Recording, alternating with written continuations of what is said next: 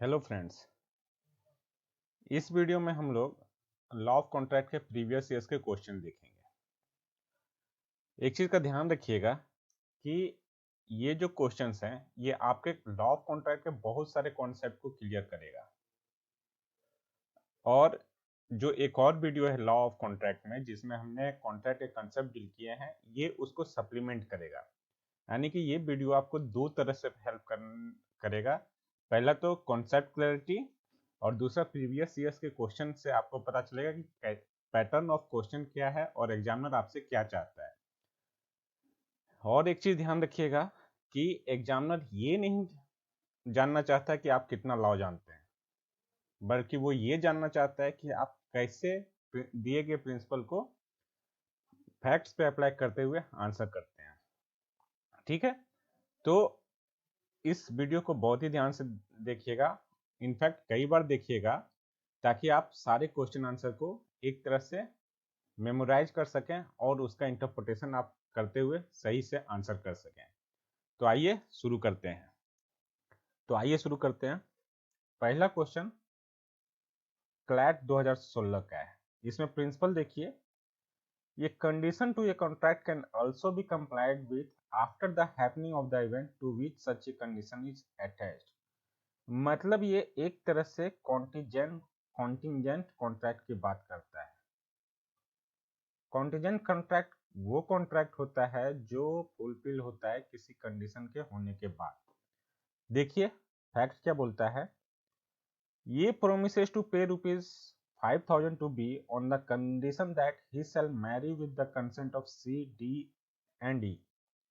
B marriage without the consent of C D and E but obtains their consent after the marriage। तो answer क्या होगा, B has fulfilled the condition. कैसे? क्योंकि आपके principal में दे रखा है कि अगर कोई कंडीशन अटैच्ड है तो वो कॉन्ट्रैक्ट होने के बाद भी कंप्लाई कर सकते हैं।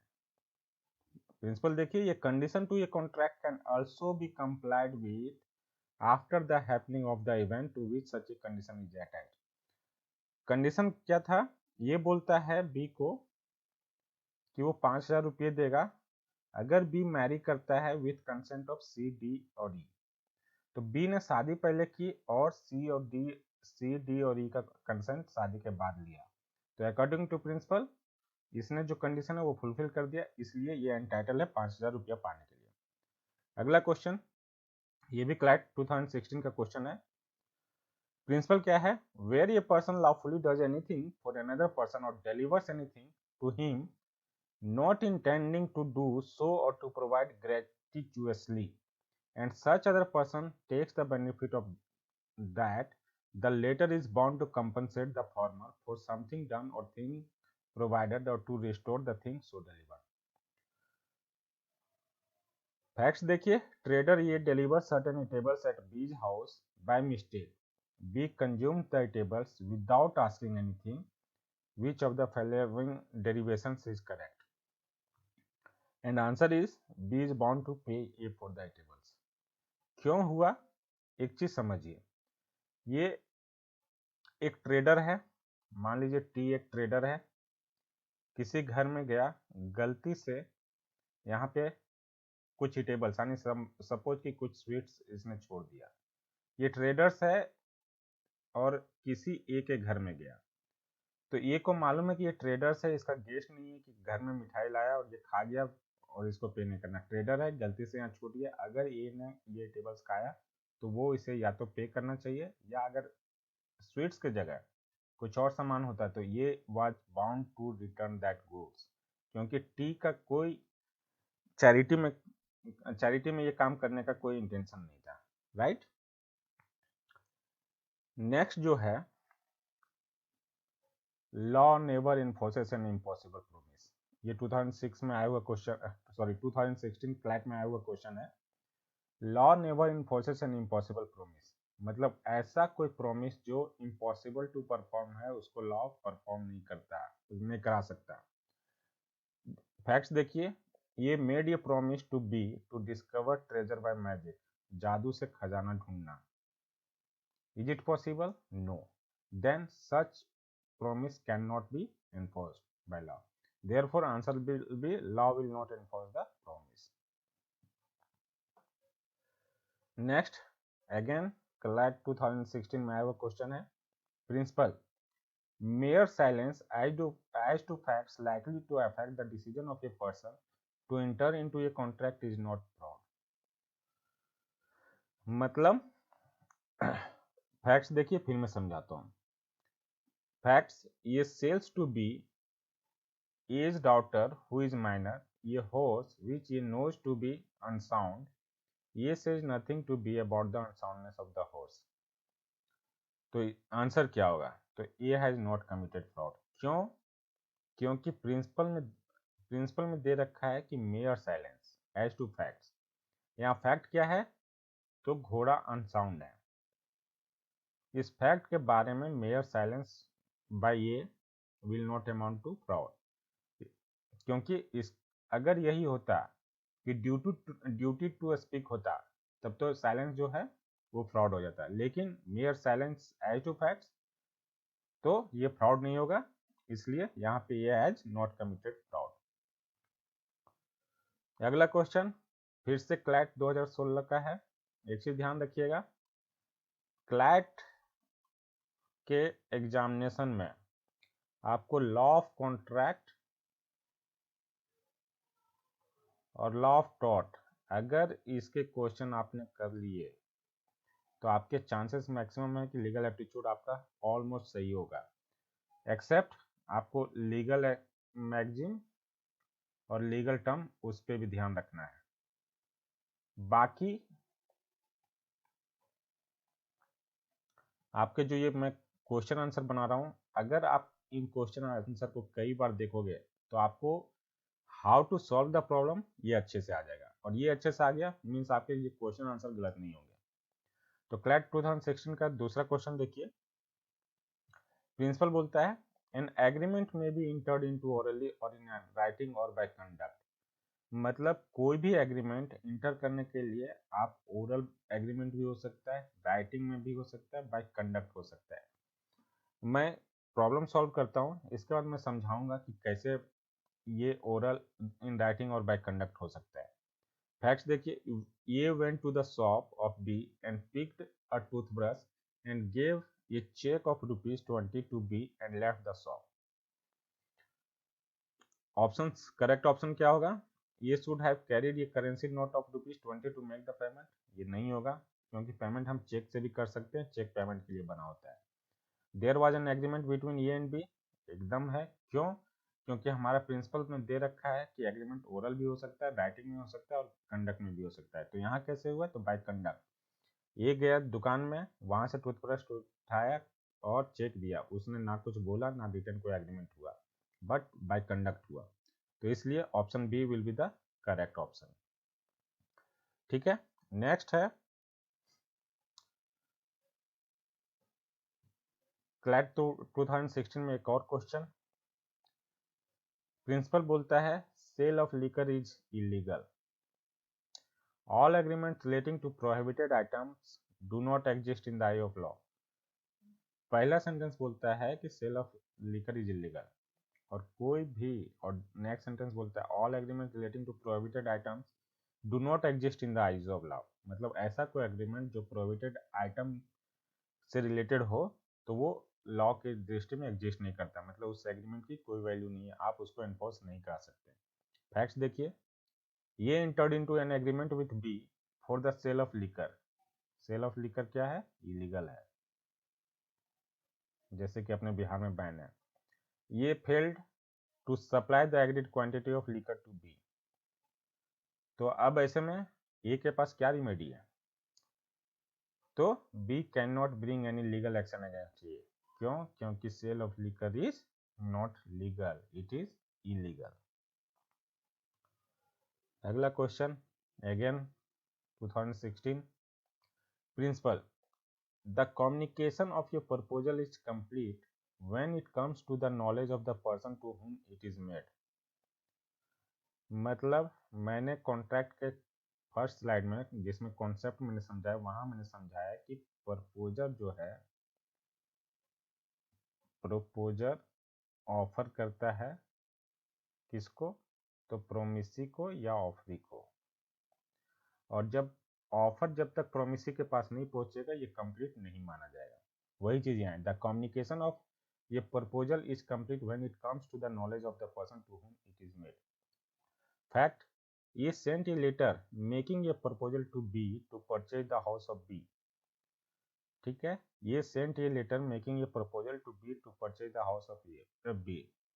ये ने एक लेटर भेजा B को, प्रपोजल क्या है, to purchase the house of B। तो ये कम्युनिकेशन कब कंप्लीट माना जाएगा, तो कंप्लीट कब माना जाएगा, जब ये B को कम्युनिकेट हो जाएगा, B के नॉलेज में आएगा। तो कब माना जाएगा कि B के नॉलेज में है, तो the communication of proposal is complete when B reads the letter. जब तक वो लेटर नहीं पढ़ेगा उसे कैसे पता कि उसमें उसके घर को खरीदने का प्रपोजल है, तो right option will be C. Next CLAT 2015 का सवाल है, प्रिंसिपल देखिए, a person is said to be of sound mind for the purpose of making a contract if at the time when he makes it he is capable of understanding it and forming a rational judgement as to its effect upon his interest. मतलब क्या है कि कोई एक person है, suppose वो unsound mind का है, लेकिन कभी कभी बीच बीच में कोई कोई इंटरवल में वो साउंड माइंड का होता है, यहाँ अनसाउंड माइंड है, यहाँ साउंड माइंड है, यहाँ अनसाउंड है, यहाँ साउंड माइंड का है। तो जहाँ जहाँ वो साउंड माइंड का है वहाँ वो कॉन्ट्रैक्ट में इंटर कर सकता है। Mister x who is usually of sound mind but occasionally of unsound mind enters into a contract with Mr. Y when he is of unsound mind। यानी कि जब X unsound mind का था उसमें वो Y के साथ एक कॉन्ट्रैक्ट इंटर करता है। Y came to know about this fact afterwards and now wants to file a suit against X। Y को बाद में पता चलता है कि X जब इंटर किया था तो X अनसाउंड माइंड का था, ठीक है, और Y सूट फाइल करना चाहता है X के खिलाफ। तो X मतलब ये लायबिलिटी किसकी होगी कि ये प्रूव करे कि जब ये कॉन्ट्रैक्ट एंटर किया था उस समय ये साउंड माइंड का था। तो Mister X can enter into contract but the burden is on the other party to prove that he was of unsound mind at the time of contract. मतलब X कभी भी इंटर कर सकता है, लेकिन to avoid the contract the burden will be of other person that X was of unsound mind when he entered into contract। अगला question देखिए, CLAT 2015 का है, principal, when one person signifies to another his willingness to do or to abstain from doing anything with a view to obtaining the assent of that other to such act or absistence, he is said to make a proposal। ये जो है ये proposal का definition है जो हमारे Indian contract act में दिया हुआ है, उसी पे ये प्रिंसिपल बेस्ड है। तो इसका कहना है कि प्रपोजल क्या होता है, तो प्रपोजल सपोज एक्स है वाई को कुछ कहता है, ये कहता है कि मैं तुम्हारे लिए कुछ करूँगा या कुछ नहीं करूँगा, अगर तुम मेरे लिए कुछ करते हो, कुछ पार्टिकुलर थिंग, या कुछ करते हो का मतलब कुछ पार्टिकुलर थिंग, या तुम नहीं करते हो तब। तो ये एक्स प्रपोजल दे रहा है, एक्स सपोज बोल रहा है कि एक्स बोलता है कि मैं तुम्हें 5 लाख रुपए दूंगा, तुम अपनी जमीन मुझे बेच दो। तो यहाँ पे क्या है, एक्स बोल रहा है कि मैं 5 लाख रुपए दूंगा अगर तुम अपनी वाई एक्स को जमीन दे दे। तो यानी कि ये प्रपोजल कर रहा है, इसलिए कि 5 लाख रुपए देगा, मैं एक्स देगा तो वाई उसको जमीन बेचेगा, तो ये प्रपोजल कर रहा है। अब देखिए fact, Ramanuj telegram to Shyam Sundar writing क्या लिखता है, will you sell me your Rolls Royce car, telegram the lowest cost price. Shyam Sundar replied to by telegram, lowest price for car is ₹20 lakh। Ramanuj immediately sends his consent through telegraph stating I agree to buy the car for ₹20 lakhs asked by you। Now Shyam सुंदर refused to sell the car। इसमें क्या है कि ये question आपसे ये पूछना चाह रहा है कि कॉन्ट्रैक्ट कंक्लूड हुआ या नहीं। कंक्लूडेड और नॉट। तो यहाँ पे देखिए रामानुज ने बोला किससे, श्याम सुंदर से, कि मैं तुम्हारी कार खरीदना चाहता हूँ, लोवेस्ट प्राइस बताइए। इसमें दो चीज बोल रहा है। आर बोलता है वांट टू परचेज,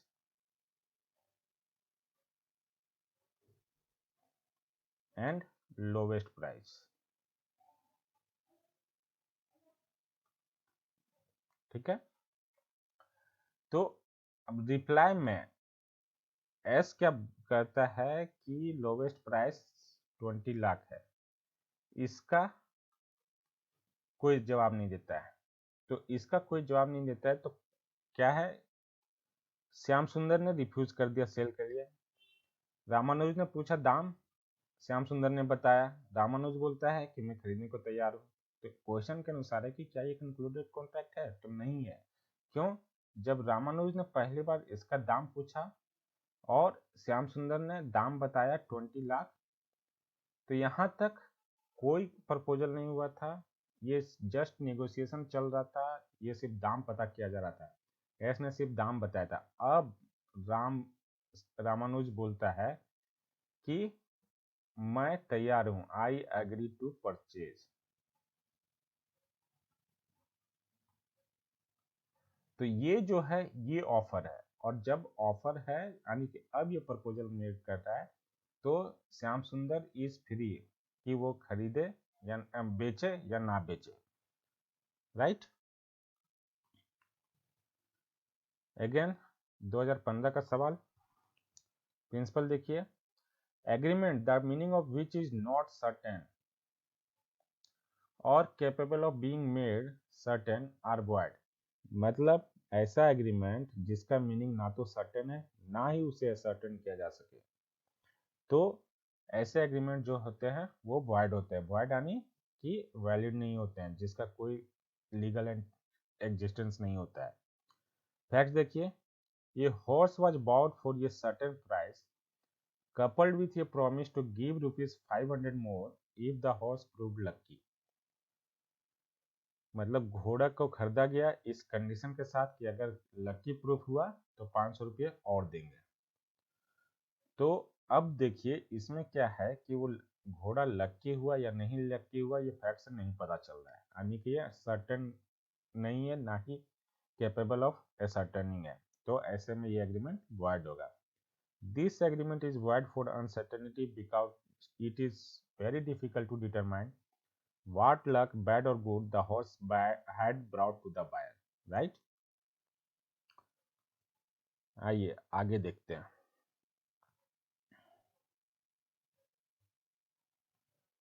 अगला अगेन क्लैट 2015 का सवाल है, principal, mere silence as to facts likely to affect the willingness of a person to enter into contract is not fraud unless the circumstances of the case are such that regard being had to them, it is the duty of the person keeping silence to speak, or unless his silence is in self equivalent to a speech।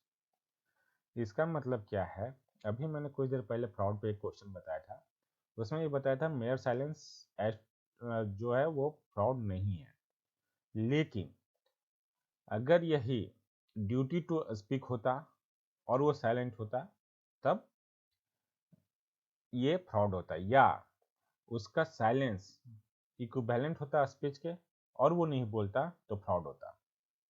देखिए fact, A sells by auction to B a horse which he knows to be unsound, A says nothing to B about the horse unsoundness.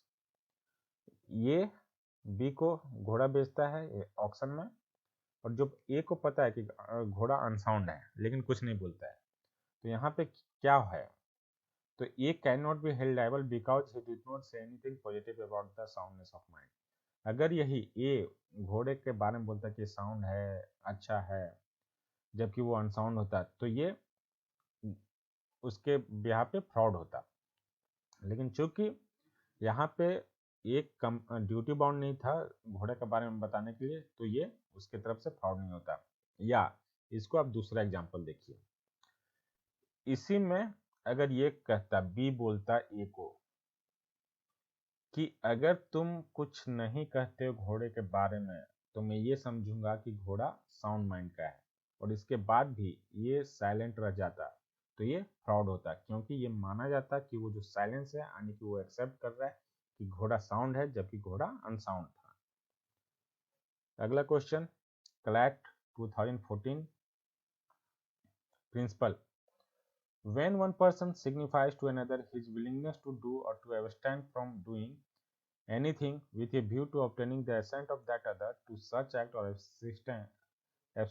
abstinence, he is said to make a proposal. The expression of willingness, desire results in a valid proposal only when it is made addressed to some person. Proposal पे हमने एक question पहले भी देखा। यहाँ कहने इस पूरे पैराग्राफ का ये मतलब निकल रहा है कि प्रपोजल जो है वो किसी प्रोमिसी को एड्रेस्ड होना चाहिए, मतलब कोई ह्यूमन बीइंग जो इसे एक्सेप्ट कर सके प्रपोजल को, तभी ये प्रपोजल माना जाएगा। मैं अगर जंगल में जाके चिल्लाऊं कि कोई मेरा घड़ी खरीद ले, तो ये मैं 10 रुपये में अपनी घड़ी बेच रहा हूँ, कोई मेरी घड़ी खरीद ले और वहाँ कोई आदमी नहीं, कोई एक्सेप्ट नहीं करने वाला है, तो ये प्रपोजल नहीं माना जाएगा। X makes the following statement in an uninhabited hall. I wish to sell my mobile phone for rupees 1000. Which of the following derivation is correct? Uninhabited means वहाँ कोई पर्सन नहीं था, कोई पर्सन नहीं है तो प्रपोजल एक्सेप्ट नहीं होगा, प्रपोजल एक्सेप्ट नहीं होगा तो ये एग्रीमेंट में कन्वर्ट नहीं होगा। तो इसका आंसर सी होगा, x made a statement that did not result in any proposal. Proposal किसी आदमी, किसी ह्यूमन बीइंग को एड्रेस्ड होना चाहिए। ठीक है, आगे बढ़ते हैं।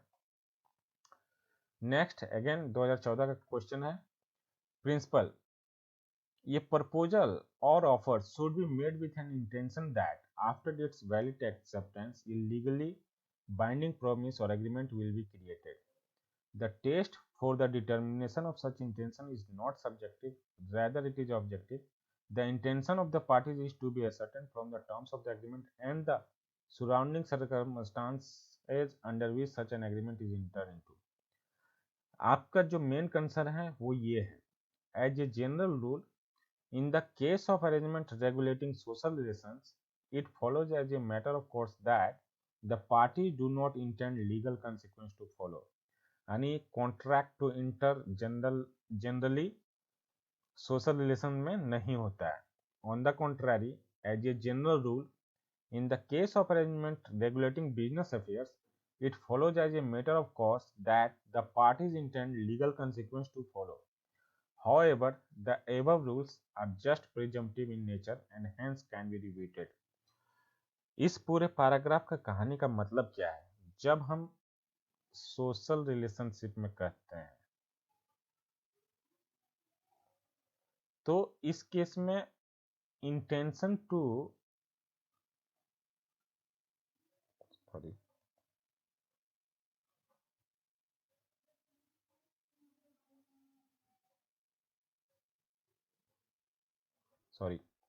इंटेंशन टू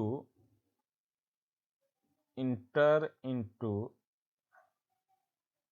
लीगल रिलेशनशिप नहीं होता है, लेकिन हम यही बिजनेस रिलेशनशिप की बात करते हैं तो intention to enter into legal contract होता है। अब आइए इसका फैक्ट्स देखते हैं। One morning while having breakfast, X, the father, says to Y, X son, in a casual manner, इस वर्ड पर ध्यान रखिएगा, I shall buy a motorbike for you if you get through the CLAT. Which of the following derivation is correct? यहाँ पे देखिए ये father और सन के बीच का कैजुअल कन्वर्सेशन है, यानी कि नो इंटेंशन टू enter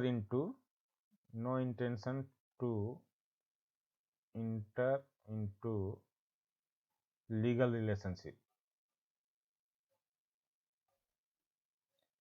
और जब यही एब्सेंट है तो ये बाइंडिंग एग्रीमेंट नहीं होगा, एंड पॉसिबल नहीं होगा।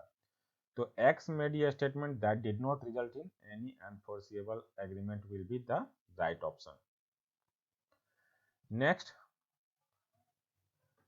प्रिंसिपल है एक्सेप्टेंस। एक्सेप्टेंस किस चीज का? Of offer. Acceptance must be communicated by the offeree to the offeror so as to give rise to a binding obligation. The expression by the offeree to the offeror includes communication between their authorised agent. Principle समझिए, ये promisor है और यहाँ पे promisee है, right? तो अगर promisee acceptance accept करता है, एक्सेप्टेंस एक्सेप्ट किया, तो एक्सेप्टेंस जो है वो या तो प्रोमिसर को कम्युनिकेट होना चाहिए या प्रोमिसर के एजेंट को होना चाहिए। इसके अलावा अगर किसी पर्सन को एक्सेप्टेंस का कम्युनिकेशन होगा तो ये एक्सेप्टेंस नहीं माना जाएगा। अब फैक्ट्स देखिए,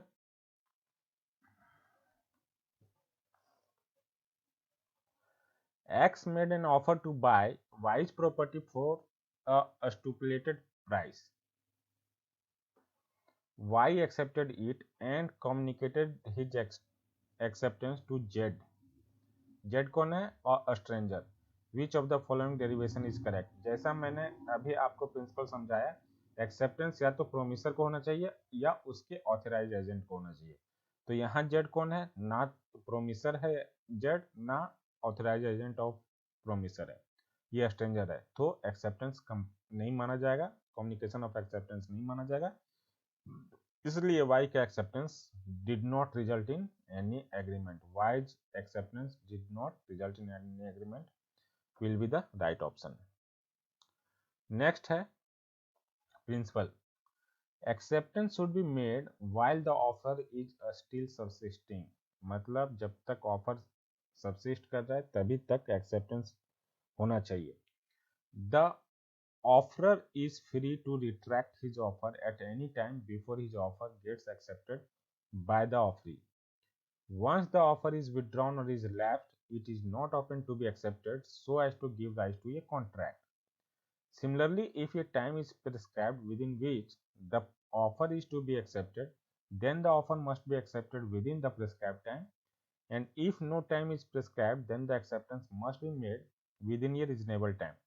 What is reasonable time is a question of fact which is to be determined by taking into account all the relevant facts and surrounding circumstances. देखिए इसमें कितनी बातें हैं। पहली बात है ये acceptance should be made while the offer is subsisting, right? Second thing है the offerer is free to retract his offer at any, मतलब acceptance जब तक नहीं हुआ तब तक ऑफरर जो है वो ऑफर को विड्रॉ कर सकता है। तीसरा बात है कि अगर ऑफर विड्रॉ हुआ या लेफ्ट हो गया तो एक्सेप्ट नहीं किया जा सकता है, राइट? सिमिलरली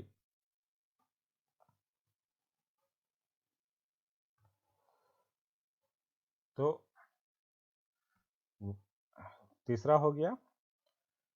चौथा है कि अगर टाइम प्रिस्क्राइब्ड है,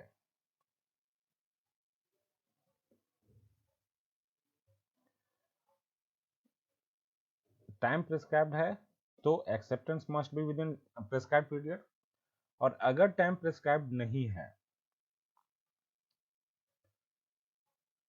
अगर टाइम प्रिस्क्राइब नहीं है तो विद इन रीजनेबल टाइम। ये आपका फैक्ट हो गया, ठीक है। नेक्स्ट देखिए, sorry last was the principle, next is fact. X makes an offer to Y to sell his equipments for 1000. No time is specified। अगर टाइम स्पेसिफाइड नहीं है तो रीजनेबल टाइम में एक्सेप्ट होना चाहिए। Y sends his reply 2 years after receiving the offer. Which of the following derivation is correct? तो answer will be there does not rise any contract between X and Y to sell or buy the equipments in question for ₹1000। क्यों नहीं होगा? क्योंकि prescribe जो specified time specified नहीं था, लेकिन ये 2 साल के बाद हो रहा है, ये रीजनेबल टाइम नहीं है, इसलिए ये एक कॉन्ट्रैक्ट में कन्वर्ट नहीं हुआ। अगला सवाल देखिए, Minors agreement is void from the very beginning. It can never be validated. It cannot be enforced in the court of law. एक टर्म मैंने पढ़ाया था, void ab initio. void ab initio मतलब void from very beginning. तो minor का agreement जो होता है void ab initio होता है, void from very beginning. ये ना तो वैलिडेट किया जा सकता है, ना ही कोर्ट द्वारा इन्फोर्स किया जा सकता है. ये a boy of 16 years of age agrees to buy a camera from B, who is a girl of 21 years. Which of the following derivations is correct? Boy है 16 years का, यानी कि ये माइनर है. तो there does not arise any contract between A and B to sell or buy the camera in question. जब contract कर ही नहीं सकता माइनर के साथ, माइनर का कॉन्ट्रैक्ट वाइड एब इनिशियो होता है, it can not B enforce, तो कोई कॉन्ट्रैक्ट अराइज हुआ ही नहीं. अगला क्वेश्चन देखिए. Principle, a contract which is duly supported by real and lawful consideration is valid, notwithstanding the fact that the consideration is inadequate. The quantum of consideration is for the party to decide at the time of making a contract and not for the court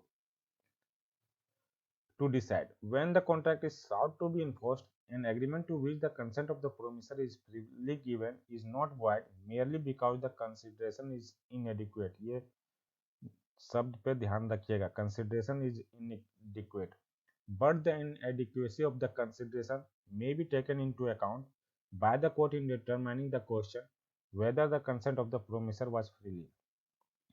इस पूरे principal का मतलब क्या है कि consideration का कुछ value होना चाहिए, some value in the eye of law.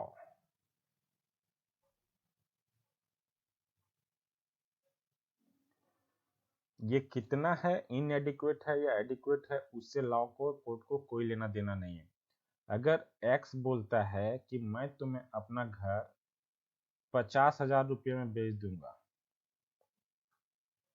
ठीक है, तो कोर्ट को कोई मतलब नहीं है कि घर 1 करोड़ का था या 2 करोड़ का था. अगर एक्स का कंसेंट जो है वो फ्री है और वो 50,000 में वाई को देने को तैयार है, तो ये वैलिड एग्रीमेंट है. कंसिडरेशन कम है ज्यादा है, उससे कोर्ट को कोई लेना देना नहीं है. हाँ, लेकिन अगर एक्स यही कहता है कि मेरा जो बेचने का रजामंदी है वो वाई ने किसी तरह बहला फुसला के, मिस रिप्रेजेंटेशन या किसी तरह फ्रॉड करके मेरे फ्री कंसेंट के बिना लिया है, या मुझे जिसमें मेरा फ्री कंसेंट नहीं है, तो कोर्ट ये प्रिज्यूम करेगा कि इसमें कुछ घपला है.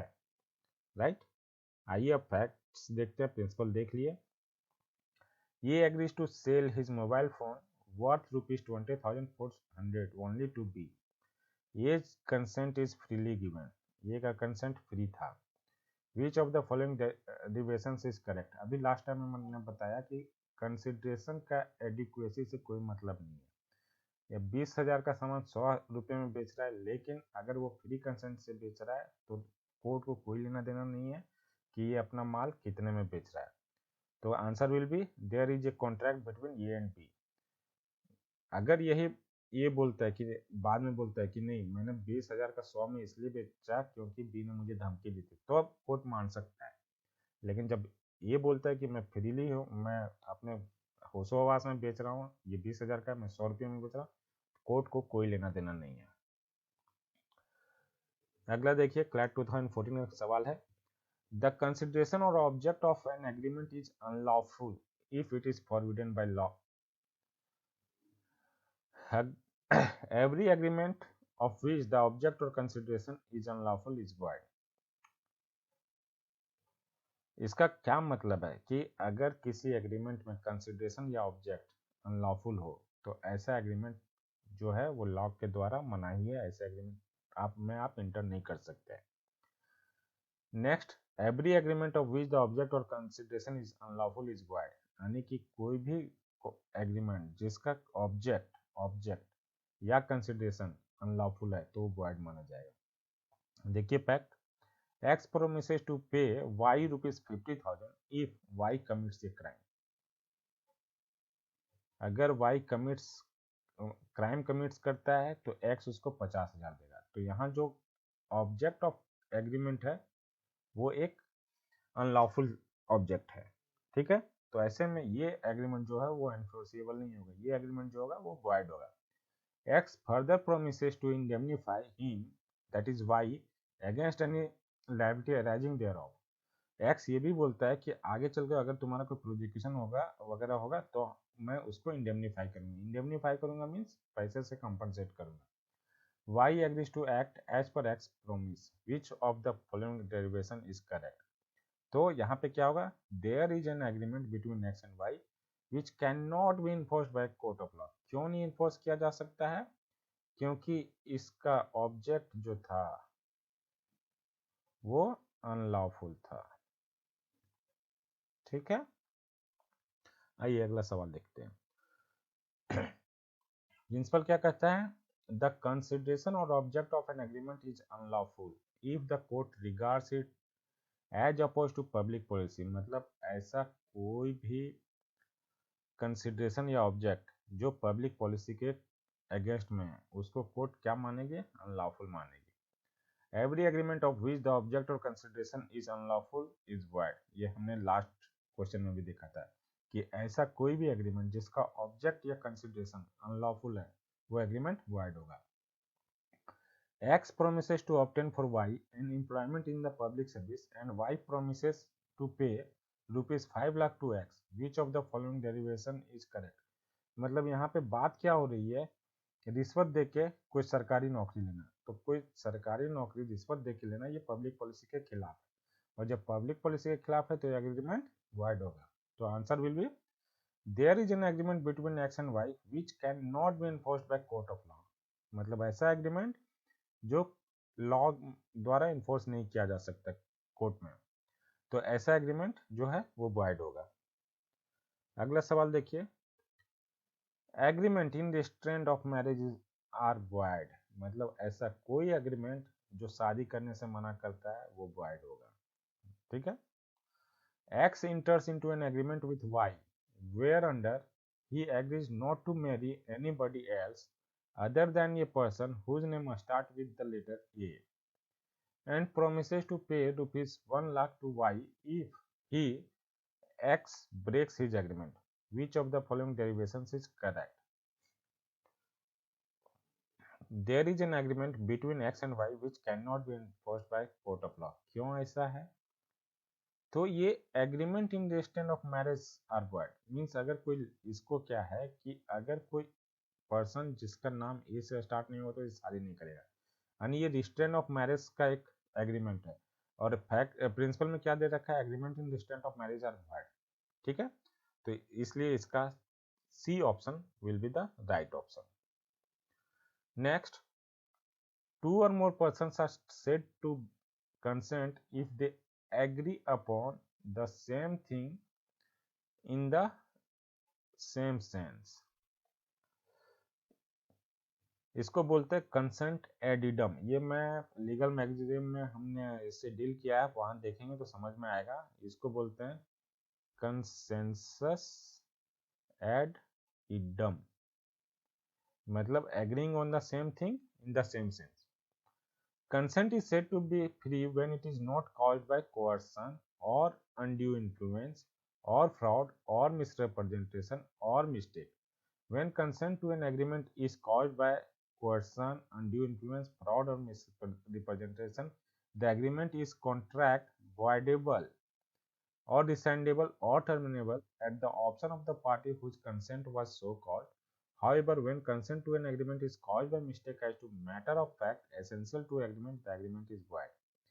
ये जितने भी चीजें है यहाँ पे टॉपिक्स मेंशन है, ये सब मैंने कॉन्सेप्ट जो लॉ ऑफ कॉन्ट्रैक्ट कॉन्सेप्ट का वीडियो है उसमें मैंने डील किया है, उसे ध्यान से देखें, आपको ये सवाल कहीं से भी टफ नहीं लगेगा। अब आप फैक्ट पे आइए। X threatens to gun down Y, तो थ्रेटन्स कर रहा है यानी कि यहाँ पे आपका कोअर्सन है, ठीक है। X threatens to gun down Y if he, that is Y, does not sell his property worth rupees 20 lakh for rupees 1 lakh only. As a consequence, Y agrees to sell it as demanded by X. Which of the following derivation is correct? तो यहाँ कोर्सन है, तो कोर्सन से किसका consent लिया गया, Y का, तो वाई के ऑप्शन पे ये कॉन्ट्रैक्ट वॉइडेबल होगा। आइए देखते हैं कोई ऑप्शंस क्या है। There is contract between X and Y, नहीं, वाई का फ्री कंसेंट नहीं था। There is an agreement between X and Y which can be enforced by the court of law, ये भी नहीं, जब कंसेंट फ्री नहीं है तो एग्रीमेंट नहीं होगा। There is an agreement between X and Y which can not be enforced by court of law, तो एग्रीमेंट है ही नहीं। There is a contract between X and Y which is voidable at the option of y. There is a contract between x and y which is voidable at the option of y. मतलब x ने y को course करके इससे contract बना लिया, तो y चाहे तो ये कॉन्ट्रैक्ट को सबसिस्टिंग रहने दे, कंटिन्यू करे, या इसको वॉइड करार करने के लिए कोर्ट जाए। देखिए वॉइडेबल का मतलब क्या होता है, इसको समझना आपके लिए बहुत जरूरी है। ऐसे ये लीगल टर्म में यूज हुआ हो भी होगा या नहीं हुआ हो, तो आप यहाँ समझ लीजिए। वॉइडेबल का मतलब क्या है कि जब तक इसको अवॉइड ना किया जाए तब तक ये वैलिड रहेगा, ठीक है। तो इस जो अभी हम जो क्वेश्चन देख रहे हैं इसमें अगर वाई चाहे, ये वॉइडेबल कॉन्ट्रैक्ट है, वाई चाहे तो इसको अवॉइड करके अवॉइड कर देगा तो वॉइड में कन्वर्ट हो जाएगा, अवॉइड नहीं करता है तो ये वैलिड ही रहेगा, ठीक है। आइए अगला क्वेश्चन देखते हैं। Sorry, this was the last question and this completes your video on question and answer, previous year's question and answer on contract. Thank you very much.